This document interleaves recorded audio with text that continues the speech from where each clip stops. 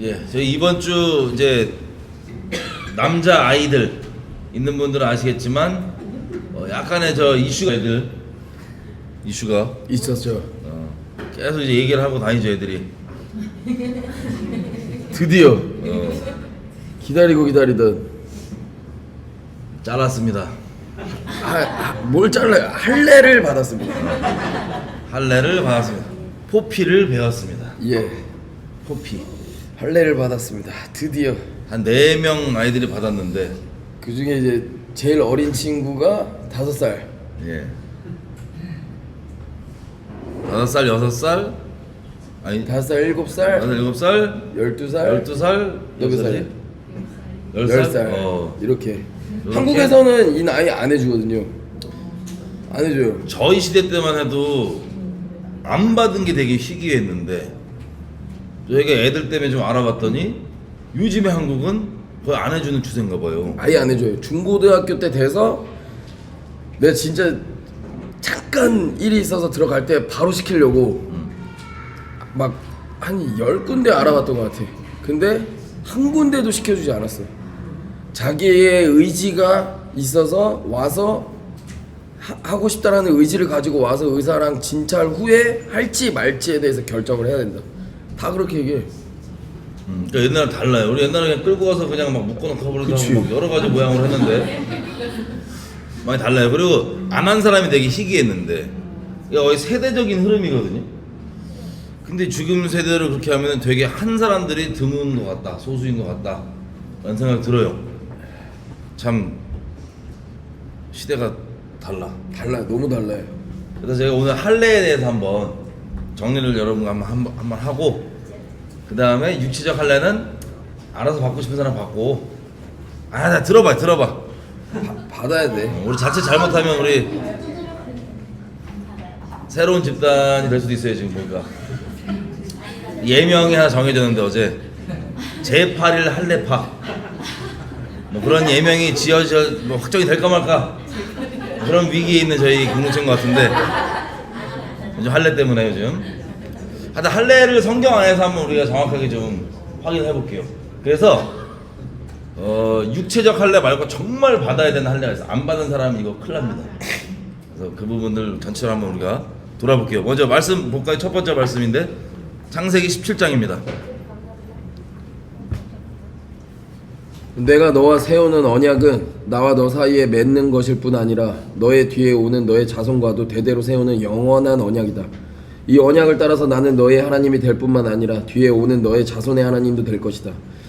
너가 지금 나그네로 사는 이 가나안 땅을 너와 내 뒤에 오는 자손에게 영원한 소유를 모두 주고 나는 그들의 하나님이 될 것이다. 하나님이 또 아브라함에게 말씀하셨다. 너는 나와 세운 언약을 잘 지켜야 하고 너 뒤에 오는 너의 자손도 대대로 이 언약을 잘 지켜야 한다. 너희 가운데 남자는 모두 할례를 받아야 한다. 이것은 너와 너 뒤에 오는 너의 자손과 세우는 나의 언약 곧 너희가 모두 지켜야 할 언약이다. 너희는 포피를 베어서 할례를 받게 하여라. 이것이 나와 너희 사이에서 세우는 언약의 표이다. 대대로 너희 가운데 남자는 모두 태어난 지 8일 만에 할례를 받아야 한다. 너희의 집에서 태어난 종들과 너희가 외국인에게 돈을 주고서 사온 종도 비록 너희의 자손은 아니라 해도 마찬가지로 할례를 받아야 한다. 집에서 태어난 종과 외국인에게 돈을 주고서 사온 종도 할례를 받아야 한다. 그렇게 하여야만 나의 언약이 너희 몸에 영원한 언약으로 세워질 것이다. 할례를 받지 않은 남자 곧 포피를 베지 않은 남자는 나의 언약을 깨트린 자니 그는 나의 백성에서 끊어진다. 이게 할례입니다. 처음 하나님께서 할례의 약속을 주실 때 내용. 여러분 이때 아브라함 몇 살인지 혹시 기억나시나요? 이때 99세예요. 그래서 이 창세기 17장 끝에 부분 보면 99세 때 아브라함이 받고 이스마엘도 받고 그 집안 사람 남자들 다 받았습니다. 할례 요즘에 기술이 엄청 좋지만 할례 원래 받으면 힘들어요, 안 힘들어요? 거동이 많이 죽었대요 옛날에 할례 받다가. 그럴 것 같아. 이게- 여수 때 보면 부싯돌로 그래. 부싯돌로 하잖아. 여수 와서도 보면 부싯돌로 하잖아. 돌로. 어떻게 하냐?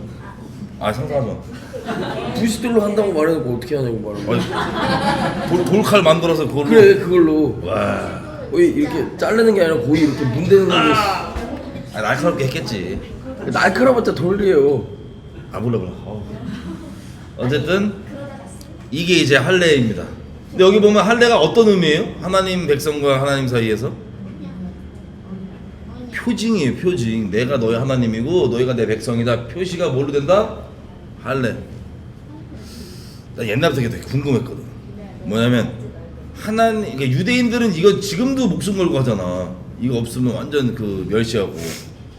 심지어 우리 할례가 다윗이 성령 충만할 때, 성령 충만한 상태에서 사람을 멸시하는데 그 기준이 뭐냐면 저 할례 안 받은 놈이 뭐라고 입을 열고 앉았냐 그러면서 때려 죽이잖아요. 돌로 골리앗을. 네. 네. 일반 사람 사람들을 때려 죽인다 이게. 골리앗을. 골리앗. 네. 할례 안 받은 사람 다 때려 죽인다고. 거의 뭐 아니야. 뭐 그렇지 뭐. 하여튼 할례 안 받은 거에 대해서 그냥 성령 충만한 다윗이 멸시 포인트, 사람 멸시 기준. 그리고 잡아 죽였습니다. 골리앗을 돌 던져서. 하여튼 할례라는 게 이렇게까지 큰 기준이고 지금 유대인들에게도 표시예요. 표시 할례. 근데 이게 이제 예수님 당시 때도 우리 사도들 있을 때도 맨날 교회에서 논쟁했던 게 뭐예요? 할례 받냐 안 받냐? 구원 받으려면 할례 있어야 되냐 안 있어야 되냐? 하나님의 백성인데 어떻게 할례가 없을 수가 있냐 등등. 그래서 되게 궁금해서 너 왜 하나님의 표시를 다른 데도 아니라 보이는 데도 아니라 할례 어디에 받는지 아시죠? 예, 거기 이게 고추. 남자 성기. 고추에 근데- 받습니다. 맞아. 근데 하나님과 내가 하나님의 백성이고 하나님이 내 하나님이라는 표시가 보이는 데가 아니고 어디에?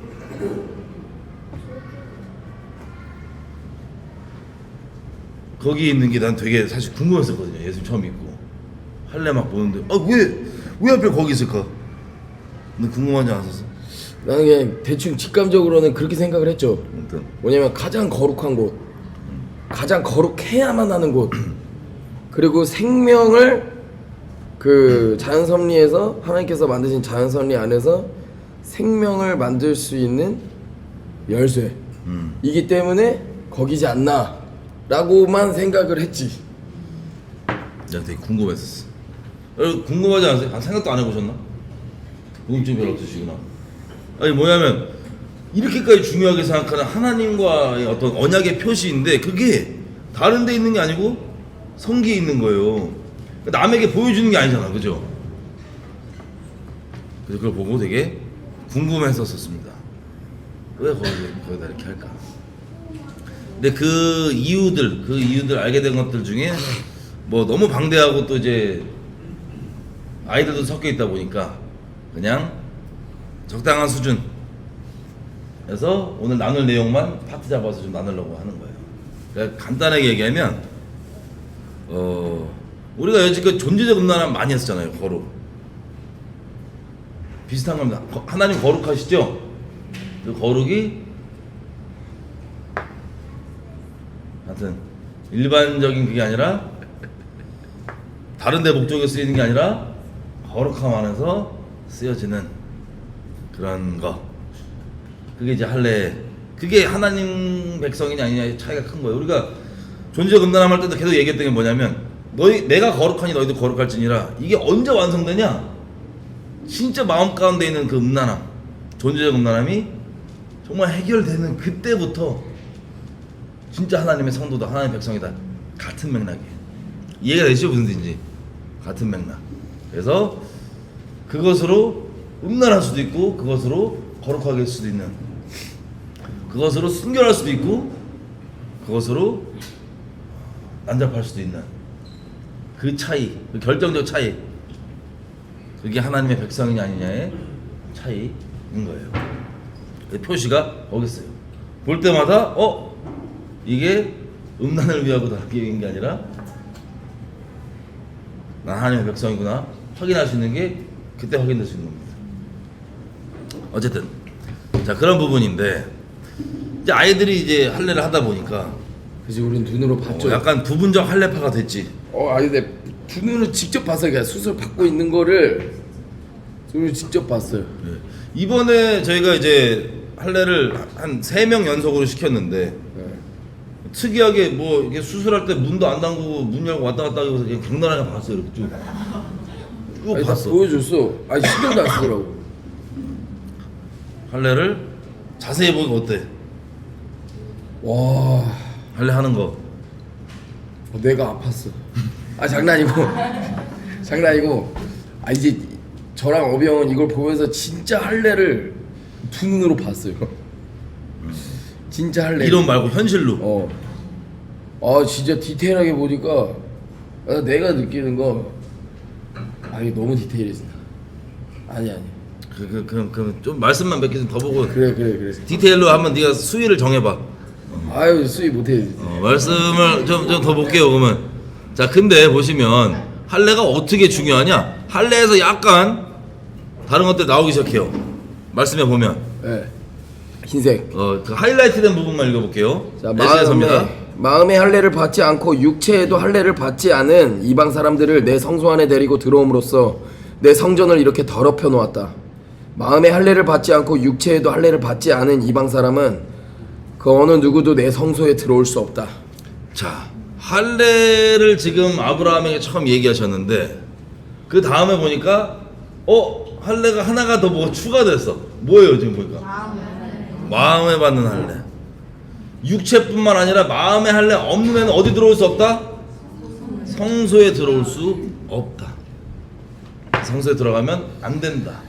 그런 사람들을 성소로 넣었기 때문에 너희가 나를 더럽혔다, 성전을 더럽혔다라고 막 책망하시는 내용이 바로 우리가 방금 읽은 내용입니다. 할례.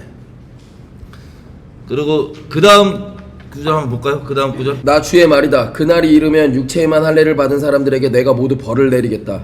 이집트와 유다와 에돔과 암몬 자손과 모압과 관자놀이의 머리카락을 짧게 깎은 광야에 사는 모든 사람에게도 내가 벌을 내리겠다. 이 모든 민족은 이스라엘 백성 전체와 마찬가지로 마음의 할례를 받지 않은 자들이기 때문이다.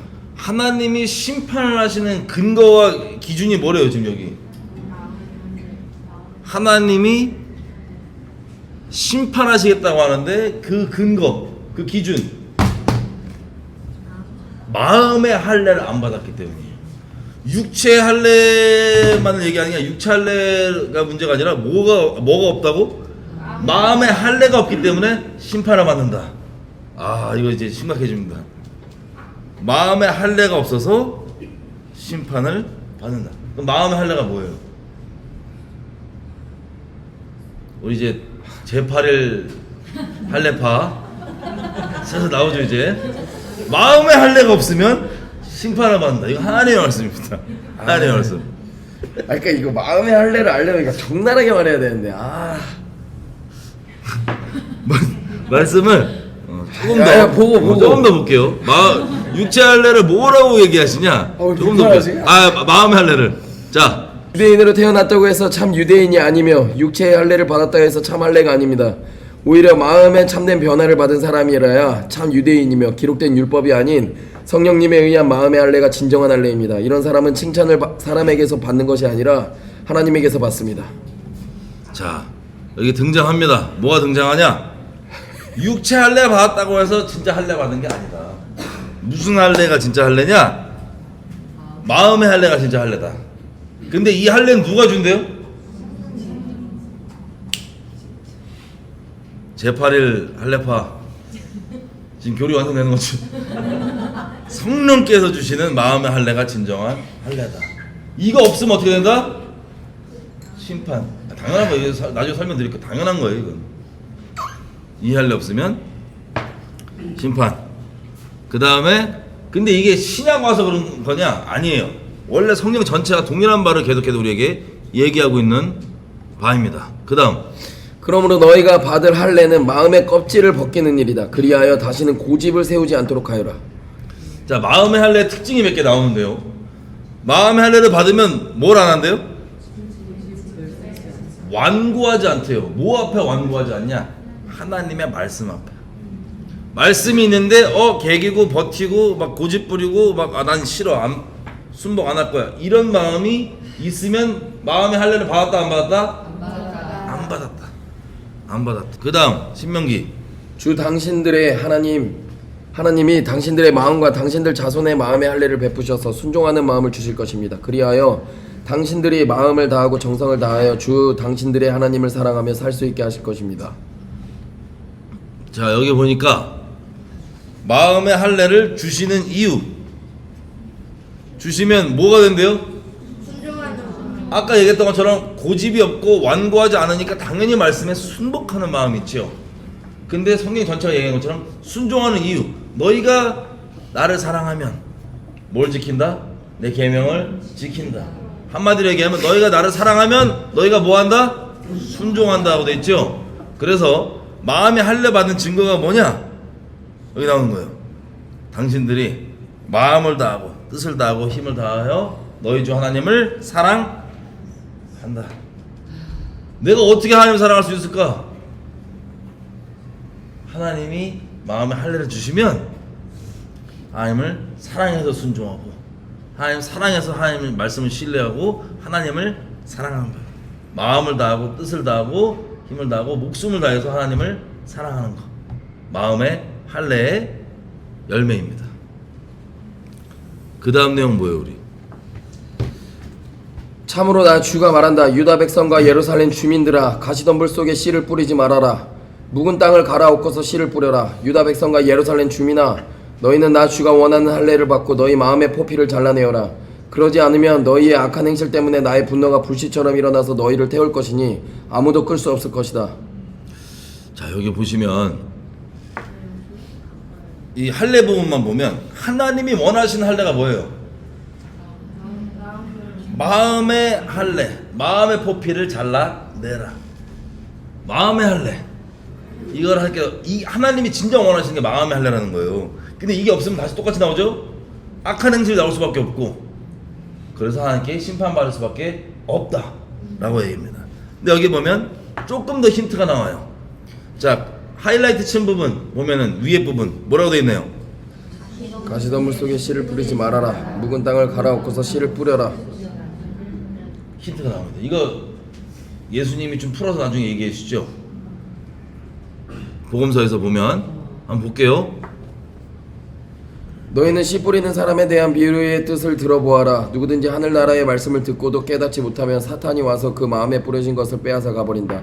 이런 사람은 길가에 떨어진 씨와 같은 사람이다. 그리고 돌밭에 떨어진 씨는 말씀을 들을 때 기뻐하며 즉시 받아들이지만 그것을 마음속 깊이 간직하지 못하고 잠시 견디다가 그 말씀 때문에 고통이나 핍박이 오면 곧 넘어지는 사람이다. 가시덤불 속에 떨어진 씨는 말씀은 듣지만 이 세상 걱정과 재물에 대한 유혹 때문에 말씀대로 생활하지 못하는 사람을 말한다. 그러나 좋은 땅에 뿌려진 씨는 말씀을 듣고 깨닫는 사람을 가리킨다. 그런 사람은 100배, 60배 또는 30배의 열매를 맺는다. 아멘. 자, 너희는 가시덤불 속에 씨를 뿌리지 말고 묵은 땅을 갈아엎어서 씨를 뿌려라. 이거 무슨 얘기예요? 예수님이 비유로 얘기하시는 길가에 떨어진 씨, 뭐 돌짝밭 떨어진 거, 가시덤불에 있는 거, 이 전부 다 있죠. 결론이 뭐냐? 똑같아요. 뭐 내 마음은 돌짝밭 같아요. 무슨 가시덤불 같아요. 차이점 있는 것 같죠? 똑같아요. 뭐가 똑같냐? 순종 안 한다는 소리야. 말씀대로 안 산다는 소리야. 이유들이 다 있다는 소리예요. 받을 때 감동받는다? 이게 중요한 게 아니야. 이거는 그냥 시작일 뿐이야. 말씀을 들을 때 감동을 받아, 좋아요. 근데 거기서 내가 옥토밭이 아니면 결론은 다 똑같아요. 길가에 떨어진 씨나 돌짝밭 뿌려진 씨나 가시덤불에 있는 씨나. 그래서 좋은 마음밭에 씨가 뿌려져서 결국에 그것을 행하는 자 있죠. 말씀 행하는 자. 이게 복된 마음인데, 여기 보니까 마음의 할례를 받아라. 근데 거기에 힌트가 가시덤불 속에 씨를 뿌리지 말아라. 묵은 땅을 갈아엎고서 씨를 뿌려라. 왜요?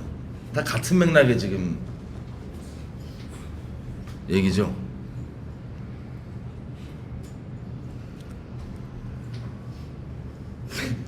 왜요? 아니, 그래서 다들 여러분 한번 생각해보세요. 여러분 어떤 마음 맞추신 거예요? 그 비유가 4개 나오잖아, 예수님. 어떤 마음 봐? 그 하이라이트 부분만 보면 제가 간추려 나와 있잖아요. 말씀 듣고도 깨닫지 못하면 길가에 떨어지지. 말씀 들을 때 기뻐하면 즉시 받아들이지만 조금 그것 때문에 어려움이 있으면 바로 그냥 말씀 버리는 이 사람 돌짝밭.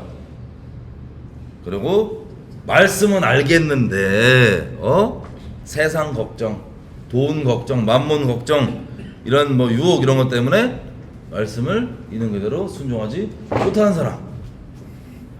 여러분 어느 종류의 사람이신가요? 좋은 밭입니다. 여러분 좋은 밭이 아니면요 차이가 없어요. 똑같은 거예요. 근데 무섭게 아까 예레미야서에 보니까는 뭐예요? 심판받는 사람들의 마음밭이에요. 말씀을 들었는데 깨달아졌어. 감사한 거예요. 말씀을 들었는데 깨달아지고 너무 꿀같이 달았어. 너무 감사해. 눈물 나왔어. 감동적이었어. 감사한 거예요. 근데 거기서 끝이면 아예 못 들어본 사람보다 더 비참할 겁니다. 무슨 말인지 알아요? 옥토밭. 다시 얘기하면 마음에 할례 받은 사람은 무슨 마음밭이다? 좋은 가 그래, 좋은 땅. 자, 또 볼게요. 다음. 목이 곧고 마음과 귀에 할례를 받지 못한 사람들이여, 당신들은 언제나 성령을 거역하고 있습니다. 당신네 조상들이 한 그대로 당신들도 하고 있습니다. 이게 되게 무서운 부분인데, 이 되게 무서운 부분이 시작되는데, 여기 보세요. 목이 곧고 다 똑같은 얘기예요. 고집 부린다는 거죠. 완악하고. 그다음에 마음과 귀에 뭐를 못 받았다고요? 할례를 못 받았다.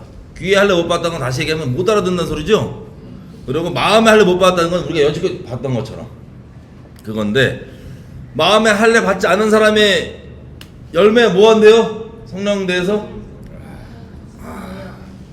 이게 심각한 거예요. 성령을 거역한다. 근데 옛날에도 막 얘기하지 않았어요. 제가 주변에 이제 저도 이 나라 저 나라 다니면서 막 집회를 한 적이 있었거든요. 그때 가면 거기 계신 분들은 교제를 한단 말이야. 듣고 소름 돋는 교제가 상당히 많았어. 뭐였냐면 하나님이 꿈으로 말씀해 주셨어. 그것까지 신나게 얘기해. 그래서 그 순종했냐 할 때 순종 안 했대. 나 되게 무서운 쇼크였거든.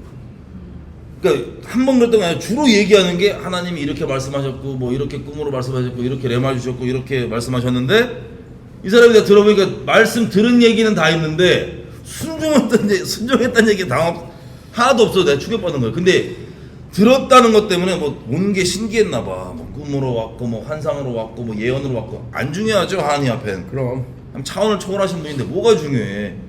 중요한 건 말씀을 이렇게 읽고 어떤 뭐 큰 뭐 초자연적인 방법을 갖다 상관없이 그 말씀을 내가 순종했냐가 중요한데, 다른 사람들도 이분의 얘기를 들으니까 놀라워하기까지 해. 어떻게 그런 꿈으로 그런 환상으로. 난 심각하게 걱정되는 거야. 이 집단 다. 왜? 말씀이 왔는데 안 들은 게 뭐야? 거역한 거거든. 이제 그게 성령을 거역하면서 성령 충만하다고, 성령을 거역하고 있는 사람인데 그 사람 본인과 주변 사람들은 성령을 충만하다고 착각을 하는 게 너무 쇼킹이었어. 쇼킹. 와, 그 차이가 뭔지 아세요? 여러분 주변에 누구 막 맨날 꿈꾼다, 맨날 뭐 환상 본다, 맨날 음성 듣는다, 감사한 일인데 그거 아니어도 돼요. 그냥 말씀 보고 뭐 뭐든 상관없어요. 그죠? 방법이 중요하지 않고, 그런 뭐 일반적이지 않은, 이렇게 표현할게요, 초자연적인 방법으로 하나님께서 교통하신다? 감사한 일이에요. 하나님께 그게 뭐 큰 대수는 아니에요. 중요한 건 뭐냐? 하나님과 교통하는 방법이 초자연적이냐 아니냐가 중요한 게 아니라 교통해서 주시는 하나님의 말씀들을 순종하냐 안 하냐. 그지. 근데 순종을 안 하고 하나님을 거역하는 상태인데, 오는 하나님께서 교통하신 방법이 좀 초자연적이었다고 거기에 다 팔려갖고 성령 충만한 그 당사자도 그렇고 주변 사람들도 그렇고 성령 충만한 걸 성령 충만하다는 착각하는 걸 보고 내가 되게 무서웠어요. 그거 되게 많이 보지 않았어 그런 거? 많이 봤죠. 이게 그래서 제가 어린 예배할 때도 애들한테 이렇게 얘기했어. 너희가 살면서 초자연적인 현상들을 되게 많이 보게 될 거다 이 시대는. 근데 그 초자연적인 현상이 중요한 게 아니라 하나님께서 뭘 말씀하시니, 그리고 그 초자연적인 현상이 뭘 추구하는지에 대해서 그걸 분별해라. 예수님이 아니고 순종이 아니면 다 마귀다. 마귀도 하잖아요. 귀신도 하거든. 하늘에 불도 떨어뜨리고 다 하죠. 그럼 어쨌든 결론은 뭐냐?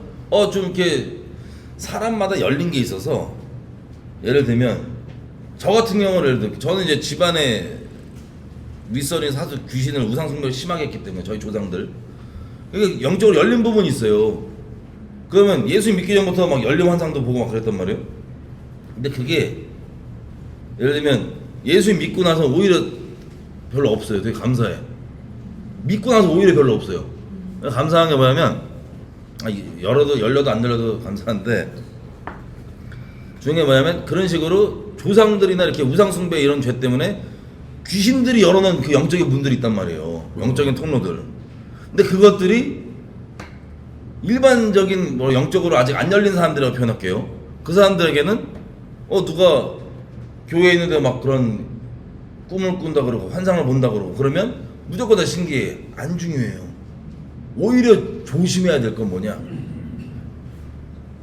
그런 사람들은 신령하게 보는 문화가 있어요.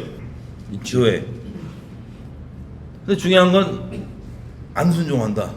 그리고 그게 아직도 귀신과 교통하는 통로로만 열려 있다. 이거 심각합니다. 그러니까 이세벨 나오고 막 그럼요. 성령에 이만큼 열렸으면 마귀에도 이만큼 열려 있는 거거든.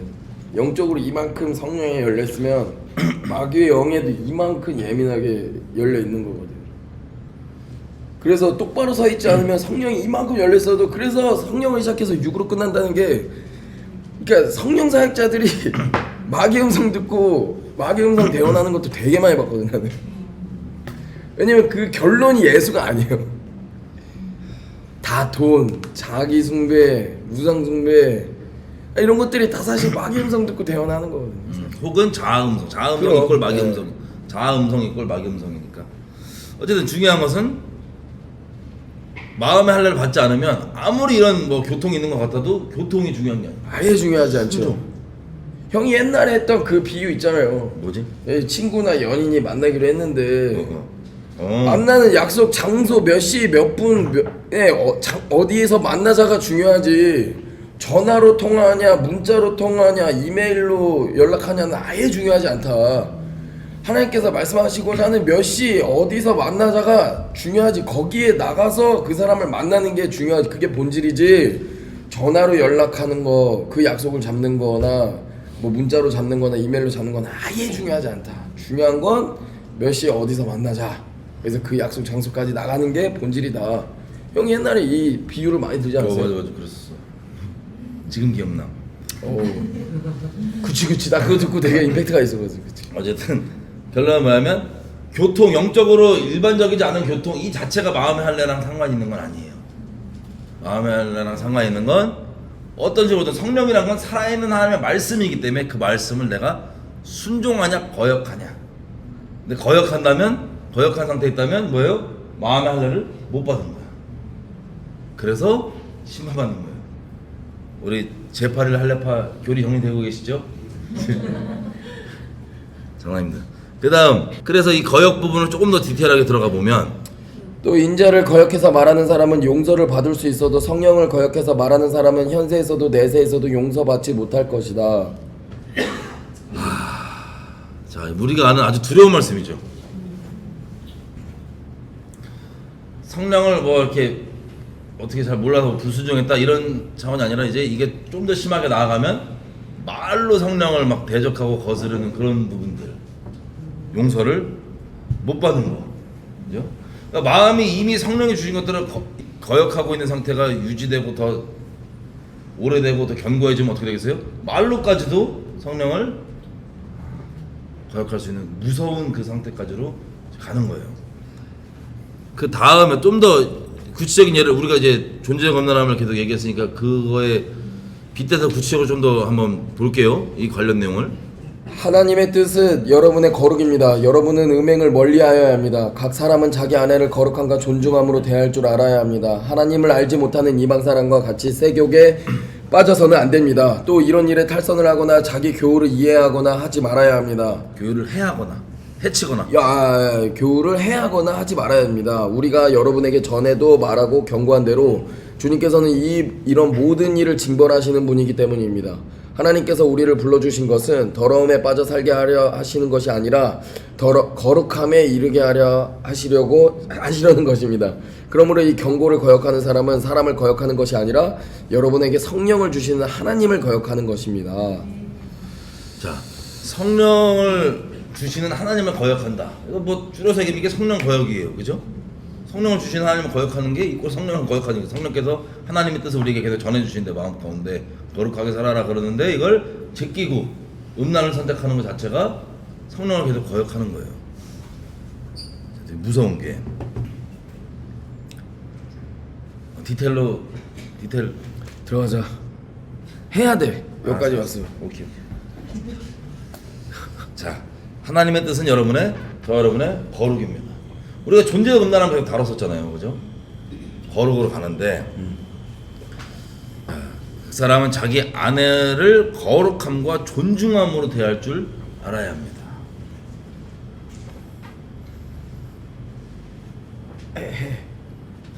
망설이지 마. 너무 디테일. 그냥 해. 편하게. 아니, 성령이 이끄시는 대로 하자. 이게 좀 그리고 맞아 읽으면 하나님 알지 못한 이방 사람 같이 세격에 빠져서 안 됩니다. 이런 일을 위해서 탈선하거나 자기 형제를 교우를 해치거나 하면 하지 말아야 됩니다. 대체 무슨 정도의 음욕에 빠져 있어야 자기 형제를 해치고 탈선할 수 있을지, 아내를 거룩함과 존중함으로 대하지 않는 것이 대체 어떠한 것인지, 사실 우리가 뭐 얘기할 수 있는 디테일은 있지만 애들이 눈앞에 뜨고 있어서 맞아. 아무튼 쉽게 얘기하면 음란물들에 나오는 그런 내용들이라고 할 수 있어요. 쉽게 얘기하면 간단하게. 그러니까 그런 것들을 여러분들 중에 혹시 아직도 즐기거나 막 추구하거나 이런 사람이 있으면 어떻게 되겠어요? 양심 찔림이 있죠, 그죠? 근데 거기서 제끼고 음란물 택한다? 성령을 거역하는 거예요. 이게 음란에 빠지지 마라. 그리고 이런 일에 탈선을 하거나 내 이웃의 아내를 탐하지 마라. 그 뜻이거든요. 네. 무슨 말인지 알죠? 우리 한번 겪었잖아요. 네. 아이들이 있어서. 네. 어쨌든 무서운 거는 뭐냐면 자기 아내를 거룩함과 존중을 하지 않는다?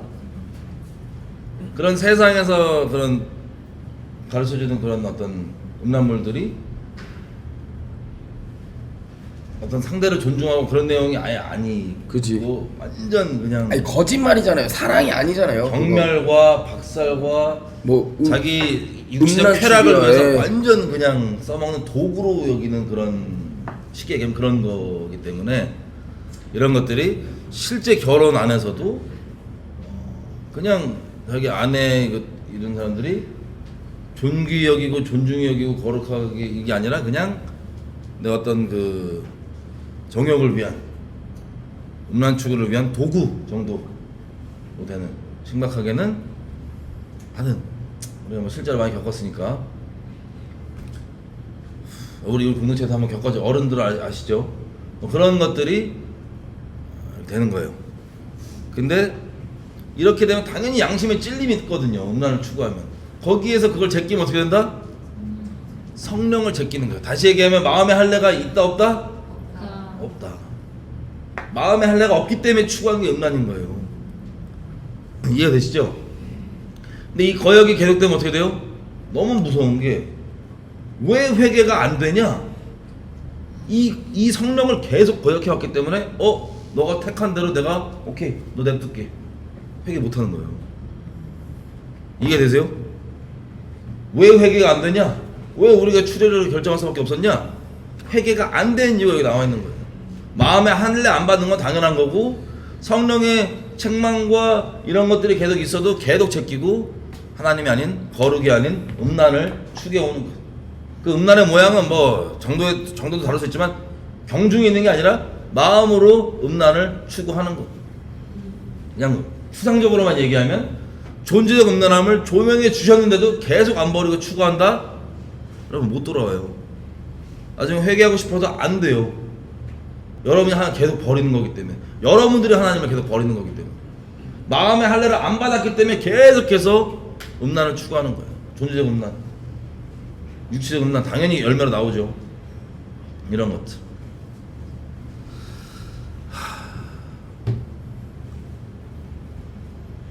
마음의 할례 좀 마지막 정리를 한번 좀 해볼게요. 그러나 그들이 자기들이 지은 죄와 조상들이 지은 죄 곧 그들이 나를 배신하고 나에게 반항한 허물을 고백하면 또 그들이 나를 거스렸으므로 내가 그들을 거스르지 않을 수 없었다는 것과 그래서 내가 그들을 원수가 사는 땅으로 보냈다는 것을 깨닫고 할례를 받지 못한 그들의 마음이 겸손해져서 자기들이 지은 죄로 벌을 기꺼이 받으면 나는 야곱과 맺은 언약과 이삭과 맺은 언약과 아브라함과 맺은 언약을 기억하고 또 그 땅도 기억하겠다. 그들에게 버림받은 그 땅은 오히려 그들이 없는 동안 폐허로 있으면서 안식을 누릴 것이다. 그 기간에 그들은 내가 명한 법도를 거역한 죄값과 내가 세운 규례를 지키지 않은 죄값을 치를 것이다. 비록 그들이 죄값을 치르고 있더라도 그들이 원수의 땅에 잡혀가 있는 동안에 나는 절대로 그들을 버리지 않겠다. 미워하지도 않고 멸망시키지도 않겠다. 그래서 그들과 세운 나의 언약을 깨트리지 않겠다. 내가 주 그들의 하나님이기 때문이다. 그들을 돌보려는 나는 내가 이집트 땅에서 끌어낸 그 첫 세대와 맺은 언약을 기억할 것이다. 나는 그들의 하나님이 되려고 뭇 민족이 보는 앞에서 그들을 이끌어내었다. 나는 주다. 자, 이게 여러분 아시는 대로 어디에 나오는 말씀이냐면 언약을 배신해서 겪는 그 언약의 저주들을 쭉 말씀하시고 그 끝에 부분에 말씀하시는 거예요. 너희가 언약을 배신했기 때문에 겪는 그 끔찍한 저주들을 다 겪고, 여기 하이라이트 친 부분만 한번 보면 이렇게 되세요. 왜 이런 벌을 받냐? 왜 이런 저주를 받았냐? 그들이 하나님을 배신하고 하나님께 반항한 그 죄악들을, 잘 들으세요, 고백을 하면. 여러분 나 마음의 할례를 안 받은 것 같은데 뭐 등등 여러 가지 생각이 있을 수 있잖아요. 여기에 소망이 있습니다. 소망. 또 그들이 하나님 나를 거슬렀기 때문에 하나님께서 그들을 거스르지 않을 수 없었다는 거. 이게 무슨 뜻이에요? 이들이 마음 가운데 왜 하나님이 나를 이렇게 심판하셨지? 왜 나에게 이런 일을 겪게 하셨지? 왜 이런 나에게 저주를 주셨지? 라고 반항적인 마음으로 있는 게 아니라 뭘 깨닫냐? 내가 하나님을 배신하고 내가 하나님을 버렸기 때문에, 내가 하나님께 반항했기 때문에 이런 저주를 내가 자처한 거구나. 내가 하나님을 거슬렀기 때문에 하나님이 나에게 이런 걸 행한 거지. 나 억울하다. 내가 왜 이런 꼴을 겪어야 돼? 이런 완악한 마음이면 회복은 영원히 없어요. 그냥 지옥이에요. 확정이에요. 그냥 원망. 하나님이 재판하셔서 심판하시고 징벌을 하시는데 거기에 겸비한 마음이 아니라 내가 왜 이런 걸 겪어야 돼? 나 원망스러워. 뭐야? 이런 마음이면 그냥 지옥 확정이고요. 이제 가만 끝난 거고요. 마지막 하나님 자비가 어디 있냐? 여기 있는 거예요. 니네가 만약에 깨달아. 뭘 깨달아? 이런 징벌을 내가 받은 이유가 내가 하나님을 배신하고 내가 하나님을 버리고 내가 하나님 앞에 그렇게 범죄하여서 그것 때문에 하나님이 나를 이렇게 칠 수밖에 없었구나. 하나님께서 그들을 거스르지 않을 수 없었다는 거. 않고 싶었는데 이 징벌하는 걸 원치 않으셨는데 하나님 마음이 여기 들어있어요. 원치 않았는데 칠 수밖에 없었던 이유가 뭐냐?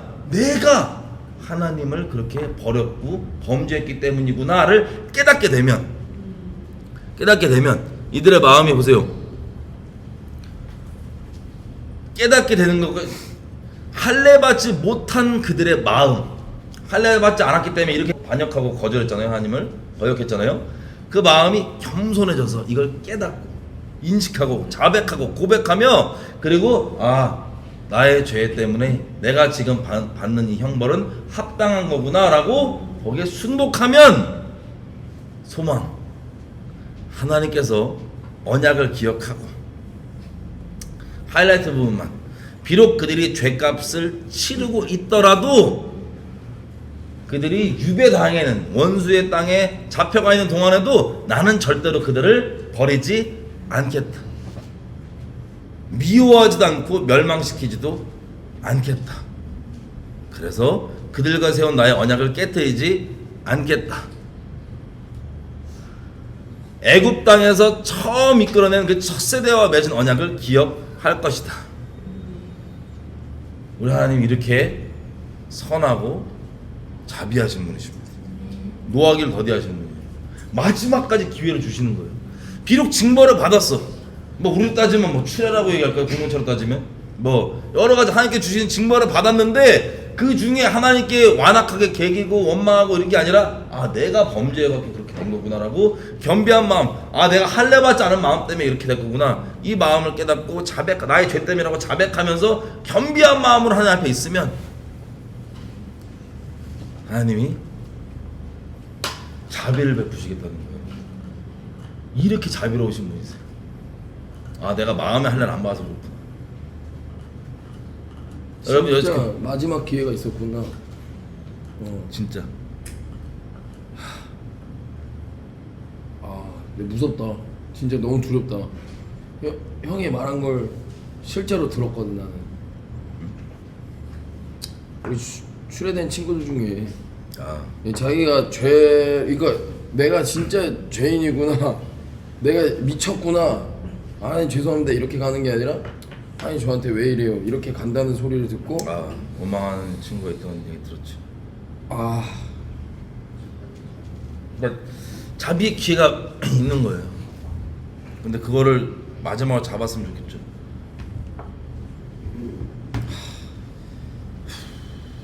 그래서 죄값을 치르는 중에 심판이 이제 벌어지는 중에도 하나님께서 그렇게 겸비한 마음으로 가면 자비를 베푸신다. 이게 내가 마음의 할례를 받지 않아서 그랬구나 라고 자백하고 가면 긍휼을 베푸신대. 그럼 지금 여지껏 얘기했던 그 수많은 중요한 키워드가 뭐예요? 어디에 할례예요? 마음의 할례. 마음의 할례. 그지. 그 마음의 할례를 안 받은 분들 오늘 미루지 말고 받으셔야겠죠. 마음의 할례. 마음의 할례를 설명을 하고 같이 기도 좀 할게요. 마음의 할례는 쉽게 얘기하면 이거예요. 여러분 이게 너무 디테일하게 들어. 그래야 이해가 될 것 같은데. 디테일. 아니 디테일. 이게 제 아들 두 녀석을 이제 그 할례하는 거를 제가 이렇게 보는데 있잖아요. 애기니까 한 명 이제 저희 아인이 5살 그리고 7살 샘이 이 두 녀석을 시키는데 이게 남자 성기가 이렇게 튀어나와 있잖아요. 근데 이거를 껍질을 잘라내고 까야 되잖아. 근데 처음에 이렇게 속살을 까는데 얘가 처음에 태어나서 속살이 처음으로 세상에 나오다 보니까 엄청 예민하고 시리고 막 핑크빛이 이게 너무 말하자마자 할례자 갑자기 이러고 있다. 너무 예민한 부분이 겉으로 나온 거예요. 근데 겉으로 나오는데 이게 완벽하게 안 까져. 이게 거기 살이 다 붙어 있더라고. 살이 다 붙어 있어. 마취를 한 다음에 살이 다 붙어 있어. 근데 의사가 그 포피를 끝까지 그냥 아예 강제로 까서 내리더라고. 거의 이렇게 소세지 껍데기 뱉기 뜯어내더라고. 그 속살을 뜯어내서 완전히 까는데 잘 들어요. 제가 이거 그냥 얘기하는 게 아니야. 여기서 중요해. 까내리는데 물로 씻어도 씻기지 않는 찌꺼기들. 진짜 이게 뭐 아무리 깨끗하게 씻어도 씻기지 않는 찌꺼기들이 이거를 완전히 까서 속살을 내서 진짜 약간 피가 날 정도로 핑크빛의 살을 까내리니까 그 안에 껴있는 찌꺼기들이 어마어마하게 있어. 그래서 의사가 알코올을 묻혀서 그거를 닦고 다 닦아내요. 그래서 그거를 이제는 할례를 진행을 하는데 나는 그거를 보면서 찌꺼기 전문 용어로 아니야. 그래. 검색아. 톱밥. 세상 용어로 톱밥. 그래서 일명 톱밥. 그걸 까내려서 찌꺼기를 제거를 하는데 이게 할례구나. 진짜 이게 마음의 할례라는 게 예수님 말고는, 하나님 말고는 내가 이 찌꺼기를 제거할 수 없다는 걸 내가 알고 내 모든 거를 그냥 내 치부, 수치, 내 그냥 모든 걸 드러내서 깍 내려서 내 안에 절대 예수님 말고는 제거할 수 없는 그 찌꺼기들을 아예 다 제거하는 거. 그게 진짜 마음의 할례구나. 이 안에 물로 절대 씻길 수 없어요. 살이 붙어 있거든. 그 성게 붙어 있어. 그거를 강제로 까 내리는 거야. 근데 그 안에 찌꺼기들이 어마어마하게 껴 있어. 그래서 해야 돼. 너. 타협해 지금. 마음의 할례라고 벌써 타협하고 있어 지금. 설명을 그럼 저런 애들에서 설명하면 이게 초이스는 네가 하는 거야. 육체적 할례 안 받아도 구원은 상관없긴 해. 근데 아브라함도 99세까지 받았어. 나는 혹시 뭐 할례가 나이 너무 많아서. 나이가 너무 많아서 안 된다. 아브라함 99세였습니다. 그때 돌칼로. 아니 그때 한번 봐봐. 아니 왜냐 육체적인 할례를 보면 마음의 할례가 뭔지 안다니까. 그래서 야 마음으로 원찬에는 좀 더 위해서 디테일하게 좀 더 설명을 하면 봐봐요. 이게 너무 디테일 말고 계란 곱. 그러니까 이게 좀 더 디테일하면 이제 애들이 포피가 있는 사람, 포피가 이제 껍데기거든요. 여기 껍데기가 있는 사람들은 이게 담겨 있어요. 이렇게 진짜 성기는 안에 이렇게 속살처럼 이렇게 내장처럼 속살처럼 이렇게 있고 이게 껍데기에 담겨 있어요. 근데 여기서 쉬도 나오고 뭐 하다 보니까 여러 가지 이제 이물질도 들어가고 뭐 여기 막 낀단 말이에요. 그게 무슨 뭐 찌꺼기. 계란 물에다 뜨거운 물에 계란 푸는 것처럼 이렇게 막 낀단 말이야. 아우 죄송해요. 네, 현실이야. 막 낀단 말이에요. 끼는데 보세요.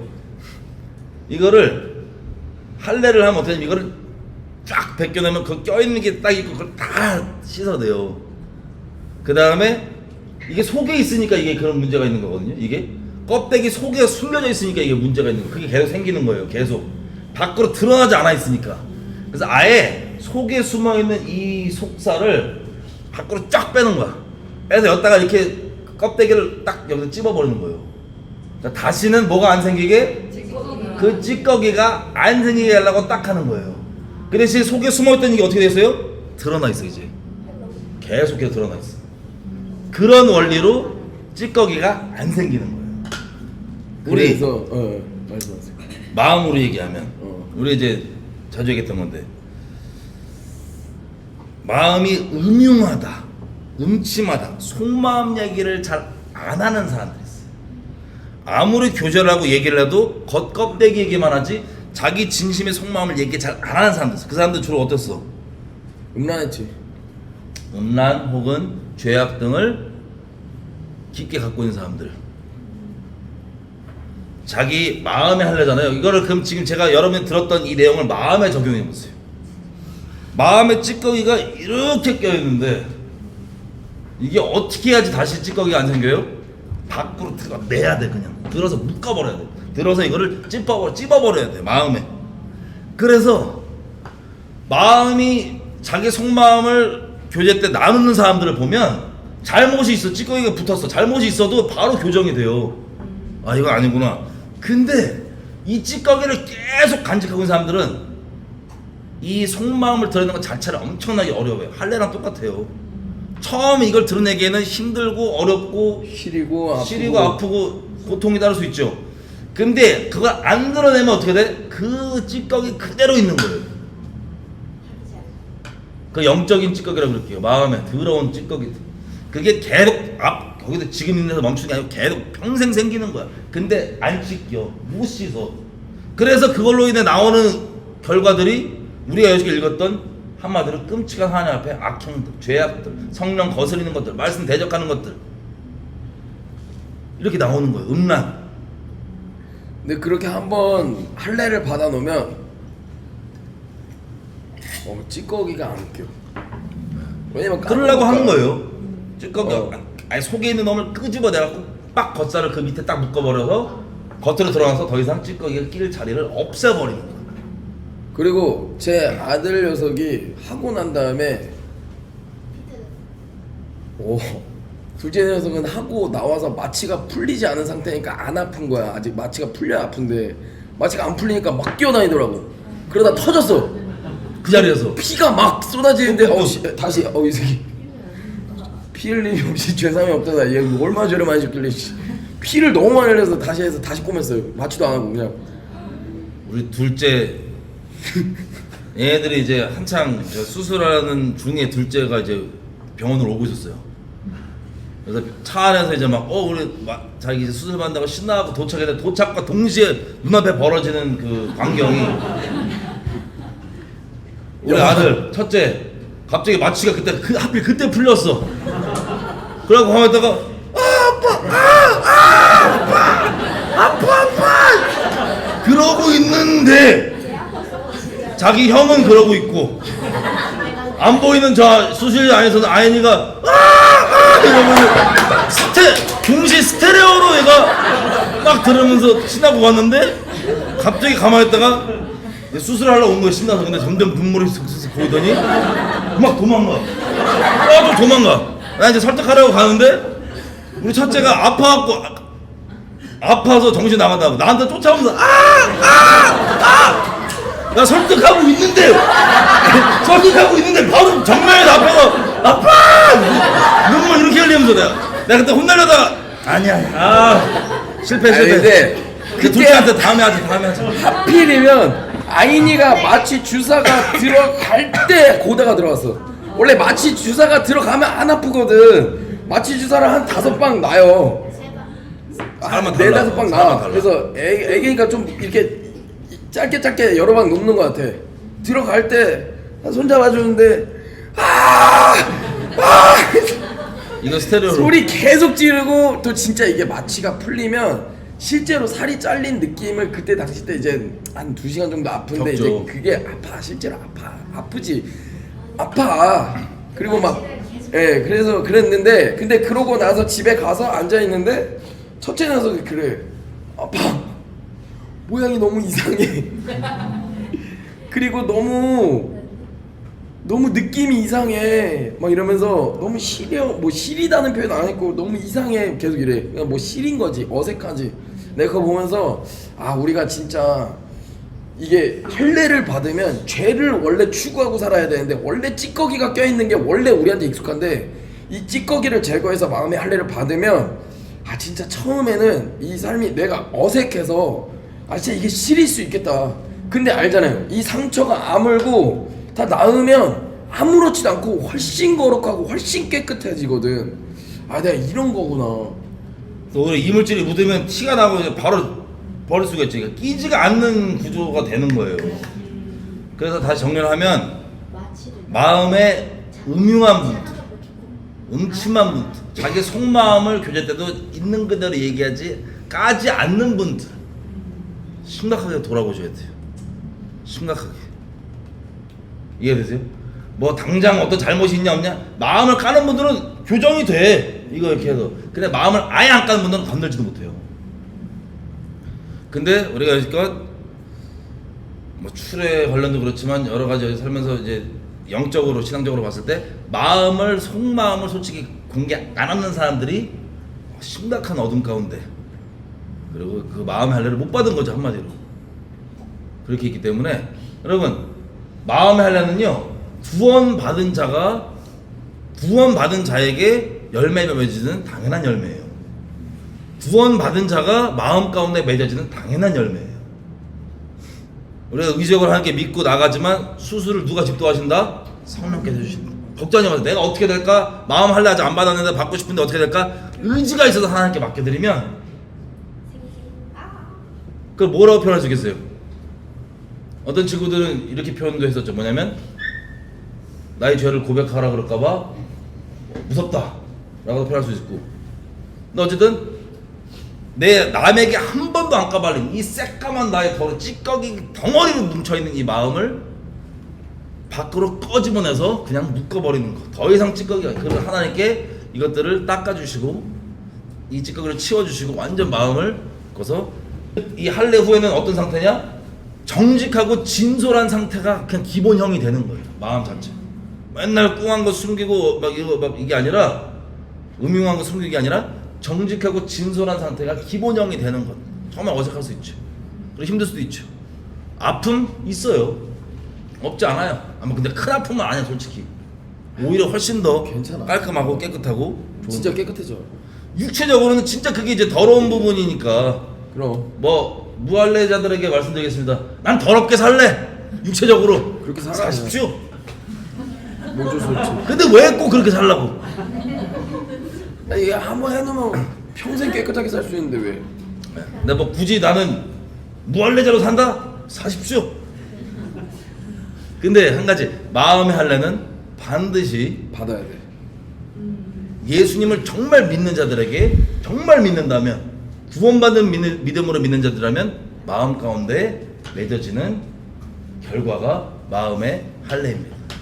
이게 없기 때문에 어저께 우리가 봤던 하나님께 반역, 성도 같아 보이고 교회에는 있고 영적으로 열려 보이는 부분까지도 있어 보이지만 결론적으로는 하나님께 순종하지 않고 하나님 아닌 다른 것들을 사랑하고 살아가는 마음의 찌꺼기로 이렇게 살아가는 그 상태, 마음의 할례.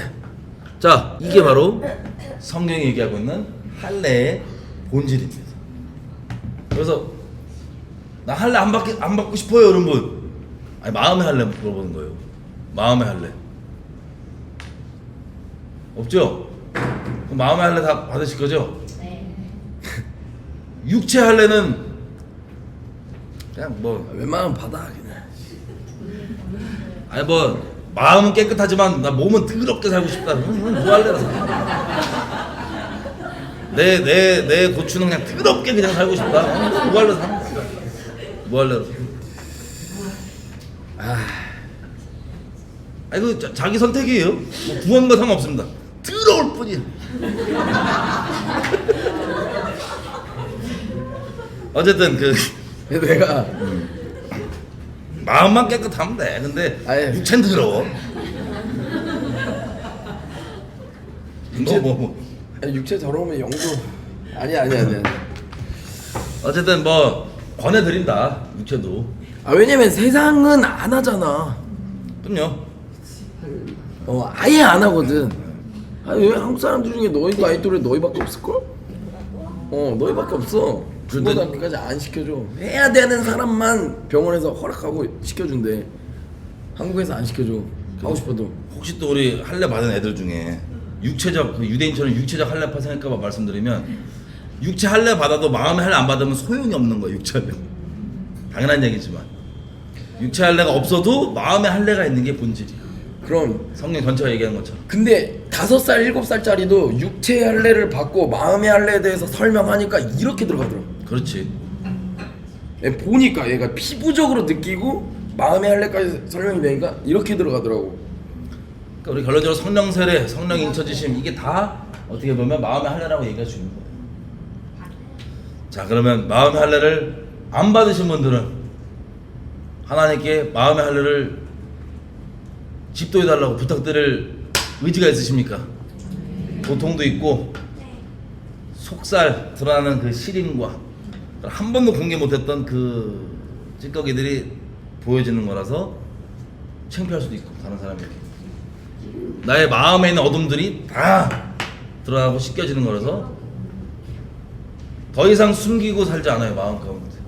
마음 가운데 빛 가운데 계속해서 이렇게 다니는 정말 당당하고 빛의 자녀로서 정말 진솔되고 정직하고 온전한 그런 마음의 할례 받은 자로서 하나님 말씀하시면 고집 안 부리고 순종하고 누가 봐도 하나님을 사랑하는 사람이구나 알 수 있는 마음의 할례 안 받으신 분들 하나님께 하나님 저 마음의 할례 해주십시오. 어떤 대가가 있더라도 아픔이 있더라도 수치가 있다 할지라도 하나님 저 마음의 할례 받고 싶어. 그렇게 구하시고 이미 할례 있으신 분들은 하나님 더더욱 빛 가운데 갈 수 있도록 도와주십시오. 더더욱 하나님 사랑할 수 있게 해주십시오. 더더욱 말씀에 순복되게 해주십시오. 더더욱 하나님께 순종하게 도와주십시오. 같이 우리 마음을 정하신 그대로 하나님 마음의 할례를 우리 가운데 허락하여 주십시오. 내 마음의 찢기와 더러운 것들이 남지 않고 깨끗하게 주님 씻어주십시오. 그리고 씻겨진 이대로 계속해서 진솔하고 드러나 있는 마음 그대로 주님 그렇게 따라하기 원합니다. 마음의 할례 허락해 주십시오. 주님의 은혜를 구하며 기도하겠습니다. 마음의 할례에 대해서 저희가 지금 나눴는데 하나님 주 가운데 마음의 할례 허락해 주십시오. 아버지 우리 안에 있는 모든 찢기와 더러운 것들 더 이상 그 속살에 감추어서 겉껍데기에 감추어서 숨겨져 있는 그게 아니라 음흉한 채로 있는 게 아니라 음침한 채로 있는 게 아니라 속마음 나누지 않는 채로 있는 게 아니라 하나님 마음 그대로 드러내고 더러운 것을 씻어내며 아버지께 갈 수 있도록 도와주십시오. 아버지 감사합니다. 더 이상 속마음 숨겨 더러운 것들 숨기며 찌꺼기를 간직하고 사는 인생 끝내고 하나님 겉으로 아버지께 마음껏 그렇게 빛 가운데 살아갈 수 있도록 붙들어 주십시오. 붙들어 주십시오. 붙들어 주십시오.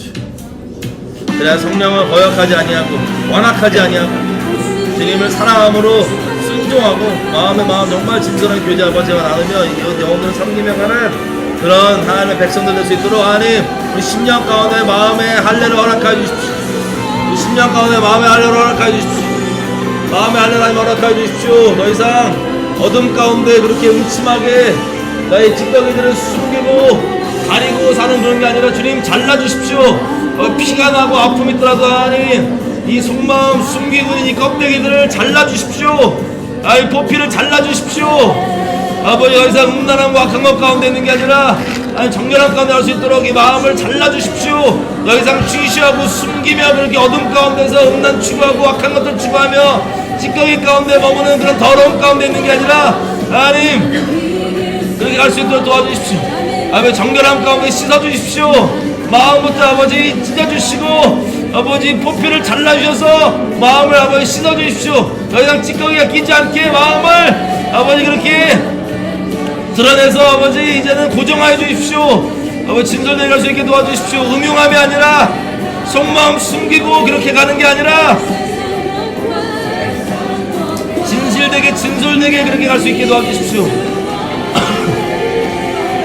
여러분 혹시 오늘 얘기 들으면서 마음의 할례를 아직 내가 못 받은 것 같다, 정말 하나님께 그렇게 포피를 잘라요.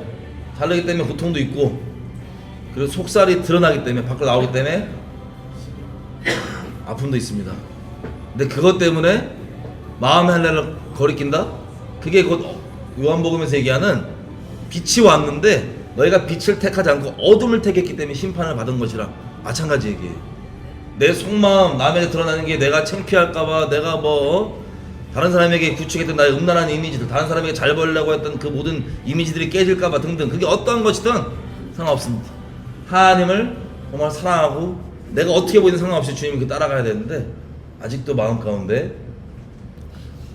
내가 남에게 어떻게 보일까, 내 속마음 드러나면 창피하니까, 내가 만들어 놓은 이미지 깨지니까 등등, 이 모든 것들을 이제 끝내는 거예요. 진솔하게 살아가는 거예요. 다시 한번 기도할 때, 그리고 여러분 혹시나 이제 여러분이 생각했을 때 주변에 다른 사람이 제 마음에 할례 안 받았다 생각날 수도 있어요. 그렇다고 해서 그 사람에게 뭐라 그런 게 아니라 그 사람이 있다면 그냥 기도해 주십시오. 그런 사람이 떠오르신다면 저와 여러분들은 계속 빛 가운데 가고 묻어있는 게 있다면 주님 온몸을 씻는 게 아니라 발만 씻으면 된다 그러죠. 하나님 마음의 할례 받고 그렇게 찢기들이 있다면 완악하게 굴지 않고 기꺼이 언제든지 털어버리며 가는 그런 인생 붙들어 주십시오. 하나님 자비 가운데 계속해서 갈 수 있게 해주십시오. 그리고 떠오르는 분들이 있다면 그분들을 축복하면서 하나님 마음의 할례 받을 수 있도록 허락해 주시고 같이 은혜를 구하며 한 번만 더 기도할게요. 아버지 감사합니다. 저희 가운데 마음의 할례가 필요한 영혼들이 있다면 아버지 뒤로 물러나지 않게 도와주십시오. 뒤로 물러나지 않게 도와주십시오. 어둠 가운데 숨지 않게 도와주십시오. 아버지 빛 가운데 나아갈 수 있게 도와주십시오. 아버지 교제 가운데 진솔하지 않고 있는 그대로 얘기하지 않고 마음 숨기던 수많은 것들 아버지 어떠한 대가 지불될지라도 주님 기꺼이 마음의 할례 받기를 원하는 갈망들 아버지 허락해 주시고 붙들어 주십시오. 아버지 그들에게 아버지 용기를 허락해 주시고 나올 수 있게 도와주십시오. 마음의 할례 받지 않고 그냥 넘어가지 않게 주님 도와주십시오. 마음의 할례 받게 해주십시오. 마음의 할례 받지 않고 그냥 넘어가지 않게 주님 도와주십시오. 이 기회를 잡게 도와주십시오. 기회를 잡게 도와주십시오. 기회를 잡을 수 있게 도와주십시오.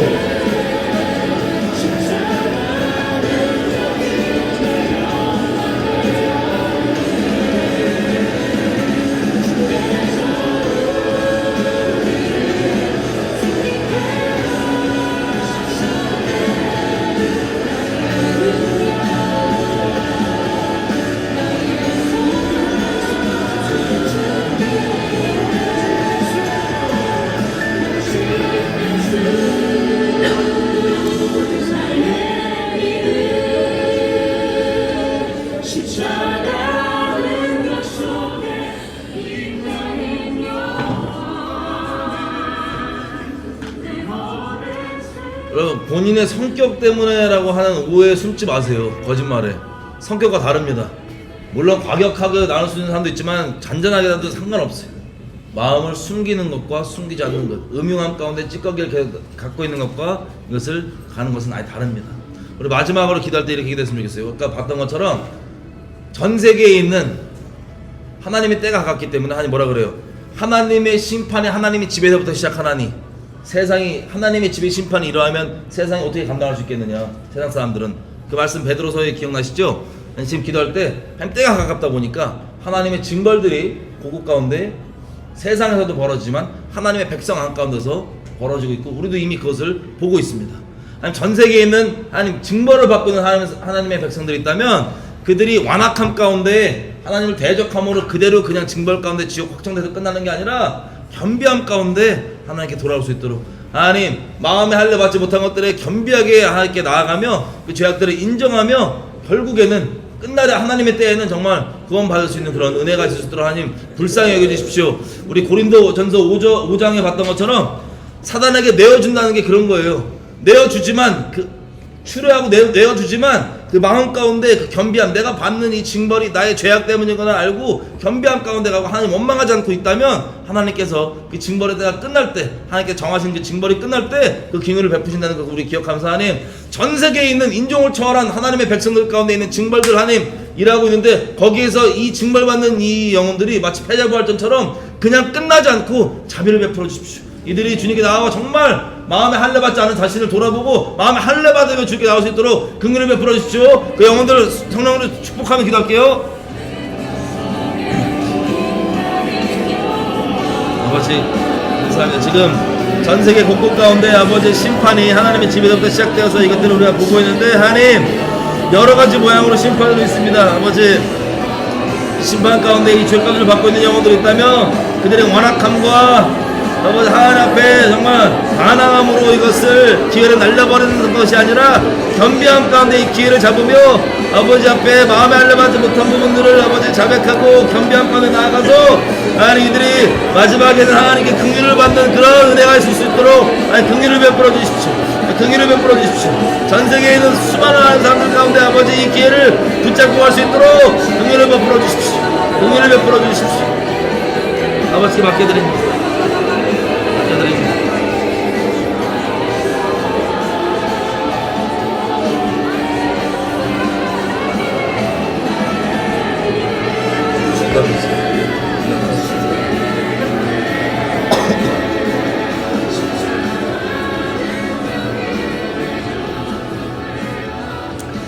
예, 하나님 감사합니다. 하나님 저희 가운데 아버지 죄로 가득 찬 저희 끔찍한 마음 가운데 공개하지 않으면 모를 거라 생각하고 죄를 평생 꽁꽁 숨겨오며 속마음 드러내지 않으며 그렇게 남만 속이면 될 줄 알고 살아왔던 우리 비참한 인생 가운데 빛으로 찾아와 주시니 감사합니다.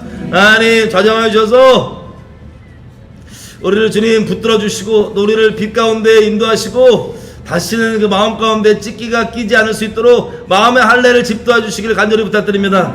아니 집도하지 받지 못한 영혼들 가운데 어떠한 대가가 집을 될지라도 주님 내 마음을 그렇게 정결하게 만들어 주십시오라고 하는 장원하는 심령 허락하여 주시고 아니 그것을 받을 때 감사함으로 받고 이미 끝난 후에는 정말 자유함 가운데 빛 가운데 진솔과 진실함 가운데 정직함 가운데 하나님 앞에 빛 가운데 그렇게 살 수 있는데 그 자유함을 맛보고 살아갈 수 있도록 도와주십시오. 하나님 또 이미 마음의 할례를 받은 분들에게 마음 가운데 찢기가 낄 때마다 그것들을 허용하지 아니하고 아버지 버리며 아버지께 계속해서 나아가는 하나님 더더욱 사랑하고 더더욱 하나님께 순종하는 마음의 할례의 이 모양이 다른 모양이 아니라 인생의 삶과 순종과 하나님을 사랑하는 모양으로 주변 가운데 표시가 날 수 있도록 주님 계속해서 그리스도의 향기를 차고 넘치게 흘러보내는 그런 하나님의 사람들 될 수 있도록 축복해 주십시오.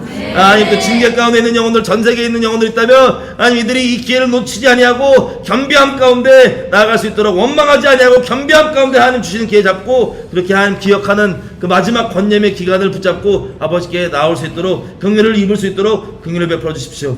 우리 받게 드립니다. 다른 일을 보는 것이 아니라 우리 스스로 돌아보며 아버지께 겸비함 가운데 나아갑니다. 우리 마음 할례해 주신 하나님 감사합니다. 아버지 이걸 통해 영광 받아주시고 높임 받아주십시오. 아버지 우리 통해서 거룩히 여김 받아주십시오. 감사합니다. 예수님의 이름으로 기도드렸습니다.